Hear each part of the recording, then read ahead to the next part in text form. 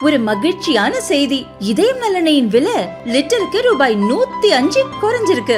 September 2023ல 1 litre இதயம் நலனையின் அதிகபட்ச விலை ரூபாய் 503. ஆனா இப்ப 1 லிட்டர் இதயம் நலனையின் விலை ரூபாய் 398 மட்டும்தான் தமிழ்நாட்டுல. அப்ப இனிமே எல்லாரும் இதயம் நலனை வாங்கலாம் இல்ல? வணக்கம். செய்தி சுருக்கம். பாகிஸ்தான் முகத்திரையை கிழிக்க மோடி செலக்ட் செய்த 7 எம்பிக்கள். சசி தரூர் கனிமொழிக்கு முக்கிய பொறுப்பு. பஹல்காமில் 26 சுற்றுலா பயணிகளை பயங்கரவாதிகள் கொடூரமாக கொன்ற சம்பவத்துக்கு பாகிஸ்தானைச் சேர்ந்த லஷ்கர்-இ-தொய்பா துணை அமைப்பான TRF பொறுப்பேற்றது. தாக்குதல் நடத்திய பயங்கரவாதிகள் பாகிஸ்தானில் பயிற்சி பெற்றதற்கான ஆதாரங்களும் கிடைத்ததை அடுத்து பாகிஸ்தானில் செயல்படும் 9 பயங்கரவாத முகாம்களை குறிவைத்து தாக்கி அழித்தது இந்திய ராணுவம். அதனைத் தொடர்ந்து 4 நாள் இந்தியா பாகிஸ்தான் இடையே போர் நடந்த நிலையில் கடந்த 10ஆம் தேதி போர் நிறுத்த ஒப்பந்தம் ஏற்பட்டது.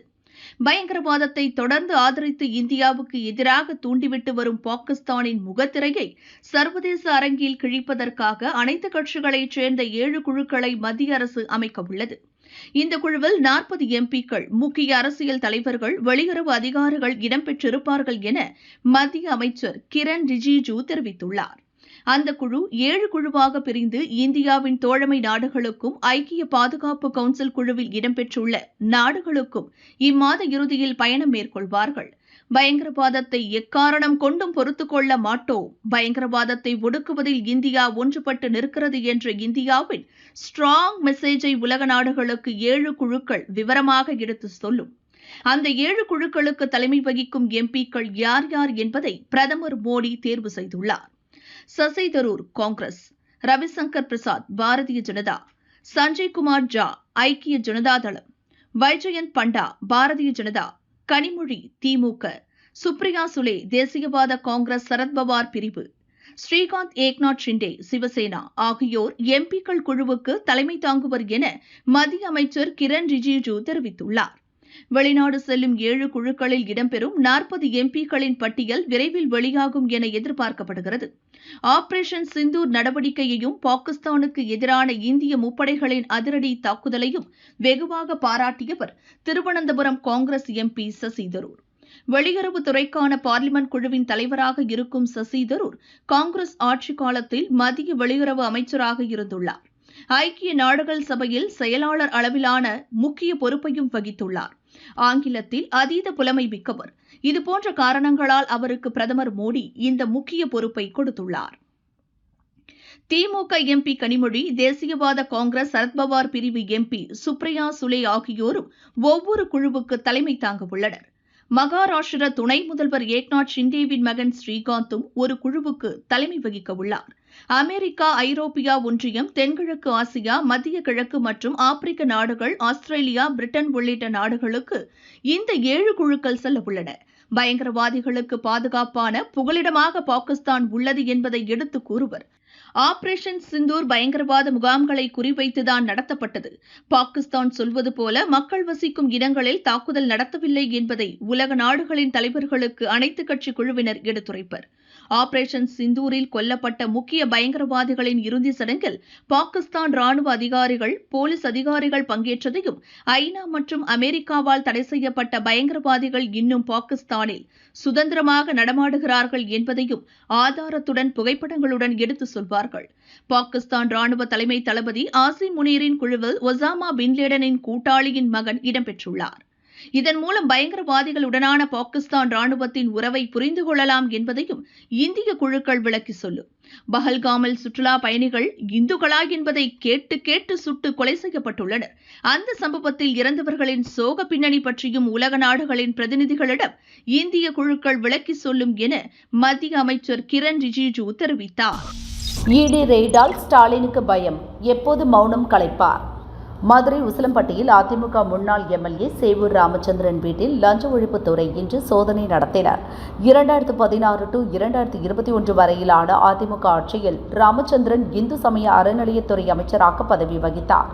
இந்த காலகட்டத்தில் வருமானத்திற்கு அதிகமாக சொத்து சேர்த்ததாக எழுந்த புகாரின் அடிப்படையில் இந்த சோதனை நடந்ததாக கூறப்படுகிறது. ராமச்சந்திரனின் மகன்கள் விஜயகுமார் மற்றும் சந்தோஷ்குமார் வீடுகளிலும் லஞ்ச ஒழிப்புத்துறையினர் சோதனையில் ஈடுபட்டனர். அதேபோல் மதுரையில் அதிமுக முன்னாள் எம்எல்ஏ நீதிபதி வீட்டிலும் லஞ்ச ஒழிப்புத்துறை போலீசார் சோதனை நடத்தினர். இவர் வருமானத்திற்கு அதிகமாக சொத்து சேர்த்ததாக ஹைகோர்ட் மதுரை கிளையில் வழக்கு நிலுவையில் உள்ளது. இந்த ரெய்டு குறித்து அதிமுக பொதுச் செயலர் பழனிசாமி கூறியுள்ளதாவது: ஆரணி தொகுதி எம்எல்ஏவும் முன்னாள் அமைச்சருமான சேவூர் ராமச்சந்திரன் முன்னாள் உசிலம்பட்டி எம்எல்ஏ நீதிபதியை குறிவைத்து ஸ்டாலின் மாடல் திமுக அரசின் ஏவல் படைகளுள் ஒன்றாக மாறிவிட்டு லஞ்ச ஒழிப்புத்துறை சோதனை நடத்தி வருகிறது. டாஸ்மாக் வழக்கில் நடக்கும் இடி ரெய்டுகள் ஸ்டாலினுக்கு பயத்தை உருவாக்கியிருக்கிறது. என்ன செய்வதென்று தெரியாமல் பழிவாங்கும் நடவடிக்கையாக அரசியல் காழ்ப்புணர்ச்சியோடு அதிமுகவினர் வீட்டிற்கு தன் ஏவல் துறையை அனுப்பியுள்ளார். டாஸ்மாக் ரெய்டுகள் குறித்து மக்களிடம் ஸ்டாலின் எப்போது மௌனம் கலைக்கப் போகிறார்? பின்னப்பட்ட புனை கதைகளால் போலி வழக்குகளின் அடிப்படையில் நடத்தப்படும் இந்த ரெய்டுகள் அதிமுக இயக்கத்தை அசைத்து கூட பார்க்க முடியாது. இவை அனைத்தையும் நிச்சயம் சட்ட ரீதியாக எதிர்கொள்வோம், வெல்வோம் என அறிக்கை வெளியிட்டுள்ளார். உருவாகிறது காற்றழுத்த தாழ்வு. 20ஆம் தேதி வரை கனமழை. உங்க ஊர் லிஸ்ட்ல இருக்கா? தென்கிழக்கு வங்கக்கடல் பகுதியில் ஒரு வளிமண்டல மேலடுக்கு சுழற்சி நிலவுகிறது. இது தமிழகத்தை நோக்கி நகர்வதால் மே 20ஆம் தேதி வரை ஒரு சில இடங்களில் கனமழை தொடரும். இன்று கிருஷ்ணகிரி, திருப்பத்தூர், தருமபுரி, சேலம், கள்ளக்குறிச்சி உள்ளிட்ட 14 மாவட்டங்களில் கனமழைக்கு வாய்ப்புள்ளது. கிருஷ்ணகிரி, தருமபுரி, திருப்பத்தூர், வேலூர், திருவண்ணாமலை ஆகிய 5 மாவட்டங்களில் நாளை கனமழை பெய்ய வாய்ப்புள்ளது. 19ஆம் தேதி கோயம்புத்தூர் மலைப்பகுதிகள், நீலகிரி, ஈரோடு, தருமபுரி, சேலம், நாமக்கல், கள்ளக்குறிச்சி, திருச்சியில் கனமழைக்கு வாய்ப்புள்ளது. 20ஆம் தேதி கோயம்புத்தூர் மலைப்பகுதிகள் மற்றும் நீலகிரியில் கனமழை பெய்ய வாய்ப்புள்ளது. இது தவிர அரபிக்கடலில் 22ஆம் தேதி ஒரு புதிய காற்றழுத்த தாழ்வு பகுதி உருவாக வாய்ப்புள்ளதாக கூறப்படுகிறது. மத்திய கிழக்கு அரபிக்கடல் மற்றும் கர்நாடகாவை ஒட்டிய கடலோர பகுதியில் உருவாகும் இந்த காற்றழுத்த தாழ்வு பகுதி அடுத்தடுத்த நாட்களில் அதன் அடுத்த பரிணாமத்தை அடையும். இது புயலாக மாறுமா என்பது குறித்த தகவல் இன்னும் வெளியாகவில்லை. இந்த காற்றழுத்த தாழ்வு பகுதியால் தமிழகத்தில் மழை பெய்வதற்கான வாய்ப்புகள் குறைவு. கேரளா, கர்நாடகா, மகாராஷ்டிரா, கோவா உள்ளிட்ட அரபிக்கடலை ஒட்டியுள்ள பகுதிகளில் இதன் தாக்கம் இருக்கும். இந்திய மாணவர்களை குறிவைத்து பணம் கொட்டும் பாகிஸ்தான் உளவுத்துறை. ஹரியானா மாநிலத்தைச் சேர்ந்தவர் தேவேந்திர சிங் தில்லான், வயது 25. பஞ்சாபின் பாட்டியாலாவில் உள்ள கல்லூரியில் அரசியல் அறிவியல் படிக்கிறார். மே 12ஆம் தேதி தனது ஃபேஸ்புக் பக்கத்தில் துப்பாக்கியுடன் போட்டோ பதிவிட்டார். இதனால் ஹரியானாவின் கைதல் நகரில் போலீசார் அவரை கைது செய்துள்ளனர். அப்போது நடத்தப்பட்ட விசாரணையில் பல திடுக்கிடும் தகவல் வெளிவந்துள்ளது. தேவேந்திர சிங் 2024 நவம்பரில் பாகிஸ்தானில் உள்ள நன்கானா சாஹிப் குருத்வாராவுக்கு யாத்திரை சென்றுள்ளார். அப்போது பாகிஸ்தான் உளவுத்துறை அமைப்பினருடன் பழக்கம் ஏற்பட்டுள்ளது. தேவேந்திர சிங்கை மூளைச்சலவை செய்தவர்கள் பணம் கொடுத்து இந்தியா பற்றிய ரகசியங்களை கேட்டுள்ளனர். அப்போது பாகிஸ்தானின் இன்டர் சர்வீசஸ் புலனாய்வு அமைப்பின் அதிகாரிகளிடம் தேவேந்திர சிங் முக்கியமான தகவல்களை பகிர்ந்து கொண்டதாக கூறப்படுகிறது. யாத்திரை முடிந்து இந்தியா திரும்பிய பிறகும் பாகிஸ்தான் உளவு அமைப்புடன் தொடர்பில் இருந்து வந்துள்ளார். ஒவ்வொரு முறை தேவேந்திர சிங் ரகசியம் சொல்லும் போதும் பாகிஸ்தானிலிருந்து அவருக்கு பணம் அனுப்பப்பட்டுள்ளது. பாட்டியாலா ராணுவ கண்டோன்மெண்டின் படங்களையும் பாகிஸ்தான் அதிகாரிகளுடன் பகிர்ந்து கொண்டதும் தெரிய வந்துள்ளது. சமீபத்தில் பாகிஸ்தான் மீது இந்தியா நடத்திய ஆபரேஷன் சிந்தூர் பற்றிய தகவல்களையும் பகிர்ந்து வந்துள்ளார். இந்தியா, பாகிஸ்தான் இடையிலான பதற்ற நிலை பற்றி தொடர்ந்து பாகிஸ்தான் உளவு அமைப்புக்கு சொல்லி வந்துள்ளார். தற்போது தேவேந்திர சிங் செல்போன் பறிமுதல் செய்யப்பட்டு தடவியல் விசாரணைக்கு அனுப்பப்பட்டுள்ளது. தேவேந்திர சிங்கிற்கும் பாகிஸ்தான் அதிகாரிகளுக்கும் இடையிலான பண பரிமாற்றம் குறித்து அறிய அவரது வங்கி கணக்கு விசாரணைக்கு உட்படுத்தப்பட்டுள்ளது. இவரை போலவே பாகிஸ்தானுக்காக உளவு பார்த்த குற்றச்சாட்டில் பானிபட்டில் 24 வயதான நௌமன் இலாஹி என்கிற இளைஞர் சில நாட்களுக்கு முன்பு கைது செய்யப்பட்டார். ஹரியானாவில் காவலராக பணிபுரிந்த இவர் பாகிஸ்தான் உளவு அமைப்புக்கு தகவல் கொடுத்ததற்காக பணம் பெற்று வந்தார் என்பது குறிப்பிடத்தக்கது. ரஷ்யா உக்ரைன் முக்கிய முடிவு, போர் நிறுத்தத்தின் அறிகுறி. துருக்கி பேச்சில் பரபரப்பு அறிவிப்பு. ரஷ்யா மற்றும் உக்ரைன் நாடுகளுக்கிடையே 3 ஆண்டுகளுக்கு மேலாக போர் நடக்கிறது. இரு நாடுகளை சேர்ந்த ஆயிரக்கணக்கான போர் வீரர்களும் சுமார் 12,000 அப்பாவி மக்களும் போரில் கொல்லப்பட்டுள்ளனர். அமெரிக்கா உள்ளிட்ட நாடுகள் இரு தரப்பையும் சமாதானப்படுத்தி போரை முடிவுக்கு கொண்டுவர முயற்சிகள் மேற்கொண்டு வருகின்றன.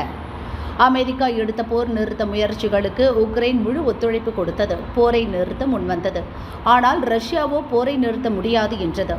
அமெரிக்கா துருக்கி எடுத்த தொடர் முயற்சிகளின் பலனாக அமைதி பேச்சுவார்த்தை நடத்த தயார் என ரஷ்ய அதிபர் விளாடிமிர் புடின் கூறினார். அதைத் தொடர்ந்து துருக்கியின் இஸ்தான்புல் நகரில் நேற்று இரு நாடுகளுக்கிடையே அமைதி பேச்சு தொடங்கியது. உக்ரைன் தரப்பில் அந்நாட்டின் ராணுவ அமைச்சர் ரிஸ்டம் உமேரோவ் தலைமையில் அதிகாரிகள் கலந்து கொண்டனர். ரஷ்யா தரப்பில் விளாடிமிர் புதின் உதவியாளர் விளாடிமிர் மெடின்ஸ்கி தலைமையில் அதிகாரிகள் பேச்சுவார்த்தையில் பங்கேற்றனர். 2022 போர் துவங்கிய பிறகு இரு நாட்டு அதிகாரிகளும் பேச்சுவார்த்தைக்காக நேருக்கு நேர் சந்தித்துக் கொள்வது இதுதான் முதல் முறை. ஆனால் பேச்சு துவங்கும் முன் கைகுலுக்க கூட இல்லை. பேச்சுவார்த்தை 2 மணி நேரத்திற்கு மட்டுமே நீடித்தது. அதற்குள் இரு தரப்புக்கும் இடையே கருத்து வேறுபாடுகள் வெளிப்படத் தொடங்கின. ஏற்க முடியாத கோரிக்கைகளை ரஷ்யா முன்வைப்பதாக உக்ரைன் அதிகாரிகள் கூறினர். போர் நிறுத்தம் குறித்த விஷயத்தில் பேச்சுவார்த்தையில் எந்த முன்னேற்றமும் நடக்கவில்லை. அதே சமயம் இரு நாடுகளும் தலா 1000 போர் கைதிகளை விடுவிக்க பேச்சுவார்த்தை மூலம் ஒப்புக்கொண்டனர். கைதிகளை விடுவிக்கும் தேதியை பிறகு அறிவிப்போம். அடுத்த கட்டமாக இரு நாடுகளின் அதிபர்கள் சந்தித்து பேசுவார்கள் என்று உக்ரைன் பாதுகாப்புத்துறை அமைச்சர் ருஸ்டம் உமேரோவ் கூறினார். இரு நாடுகளின் அதிபர்கள் சந்திப்பு குறித்து புடின் உதவியாளர் மெடின்ஸ்கி எதுவும் தெரிவிக்கவில்லை. இது தொடர்பான உக்ரைனின் கோரிக்கையை குறித்து கொண்டதாக மட்டும் கூறினார். பேச்சுவார்த்தை சுமூகமாக இல்லாவிட்டாலும் கூட ஒரு நல்ல முடிவு எட்டப்பட்டுள்ளது. 1000 உக்ரைன் குடும்பங்களுக்கு ஒரு நல்ல செய்தி கிடைத்துள்ளது என உக்ரைன் வெளியுறவு துணை அமைச்சர் கிஸ்லிஸ்டியா கூறினார். படிக்கும் போதே பிறந்த குழந்தை குழிக்குள் கேட்டது அழுகை சத்தம். புதுக்கோட்டை பனையப்பட்டியை சேர்ந்தவர் 22 வயது மாணவி. அங்குள்ள தனியார் கல்லூரியில் நர்சிங் படித்து வருகிறார். இவரது தந்தை வெளியூரில் தங்கி வேலை செய்கிறார். தாயுடன் வசித்து வந்த மாணவி வீட்டுக்கு தெரியாமல் இளைஞர் ஒருவருடன் நெருங்கி பழகினார். அதனால் கர்ப்பமானார். நிறைமாத கர்ப்பிணியாக இருந்த அவருக்கு வீட்டிலேயே பிரசவமானது. திருமணமாகாமல் குழந்தை பிறந்ததால் விரக்தியுடன் இருந்தார். வீட்டுக்கு அருகிலேயே குழி தோண்டி குழந்தையை உயிருடன் உள்ளே போட்டதாக தெரிகிறது. குழந்தையின் அழுகுரல் கேட்டு வந்த அக்கம் பக்கத்தினர் மாணவியிடம் விசாரித்தனர். அப்போது குழிக்குள் குழந்தையின் கை தெரிந்துள்ளது. பதறியடித்து மீட்ட அவர்கள் அருகில் இருந்த ஆரம்ப சுகாதார நிலையத்துக்கு தெரிவித்தனர். அங்கு குழந்தைக்கு முதலுதவி அளித்து புதுக்கோட்டை அரசு மருத்துவமனையில் அட்மிட் செய்தனர். தற்போது குழந்தைக்கு தீவிர சிகிச்சை அளிக்கப்படுகிறது. சம்பவம் குறித்து பனையப்பட்டி போலீசார் மாணவியிடம் விசாரணை நடத்தி வருகின்றனர். அவரது காதலனும் கண்டறியப்பட்டு அவரிடமும் விசாரணை நடக்கிறது. பிறந்து ஒரு சில மணி நேரமே ஆன குழந்தையை தாயை உயிருடன் புதைக்க முயன்ற சம்பவம் புதுக்கோட்டையில் பரபரப்பை ஏற்படுத்தியுள்ளது. எவரெஸ்ட் சிகரத்தில் நெல்லை சிறுமி 6 வயதில் படைத்த அபார சாதனை. திருநெல்வேலி ராமையன்பட்டியைச் சேர்ந்தவர் ஸ்ரீதர் வெங்கடேஷ், வயது 35. சென்னையில் IT நிறுவனத்தில் பணியாற்றி வருகிறார். மனைவி அபர்ணா. தம்பதியின் 6 வயது மகள் லலித் ரேணு அங்குள்ள பள்ளியில் 1ஆம் வகுப்பு படிக்கிறார். லலித் ரேணுவுக்கு மலையேற்றத்தின் மீது ஈர்ப்பிருப்பதை பெற்றோர் அறிந்தனர். 2.5 வயதாக இருக்கும்போதே ரேணு வெள்ளியங்கிரி மலை ஏறியிருக்கிறார். ஸ்ரீதர் மலையேற்றம் செல்லும் போதெல்லாம் ரேணுவும் உடன் செல்வது பழக்கம். எங்கள் மகள் 6 வயதில் 30க்கும் மேற்பட்ட மலைகள் ஏறி இருக்கிறார் என ரேணுவின் பெற்றோர் பெருமையுடன் கூறினர். அவற்றில் மிக முக்கியமானவை சபரிமலை, வெள்ளியங்கிரி மலை, பர்வதமலை, ராமர்மலை, தோரணமலை, சதுரகிரி, பத்ரிநாத், நம்பிக்கோவில், செண்பகாதேவி அருவி, ஹரிஹர் போர்ட், கேதார்நாத் உள்ளிட்டவையாகும். இதன் தொடர்ச்சியாக உலகின் மிக உயரிய எவரெஸ்ட் சிகரத்தின் ஃபேஸ் கேம்பரை ஏறி சாதனை படைத்துள்ளார் 6 வயது சிறுமி லலித் ரேணு. இவர் அடைந்த இலக்கு எவரெஸ்ட் ஃபேஸ் கேம்ப் பகுதியாகும். இது நேபாளத்தில் 18,000 அடி உயரத்தில் உள்ளது. இந்த இடத்தை அடைய 130 கிலோமீட்டர் நடந்து செல்ல வேண்டும். மொத்தம் 13 நாட்கள் நீடிக்கும் இந்த பயணத்தில் சிறுமி ரேணு 9 நாட்கள் மலையேறினார். 4 நாட்கள் மலை இறங்கினார். இதன் மூலம் 6 வயதில் எவரெஸ்ட் சிகரத்தின் ஃபேஸ் கேம்பை எட்டிய முதல் தமிழக சிறுமி என்கிற பெருமையை பெற்றுள்ளார் லலித் ரேணு.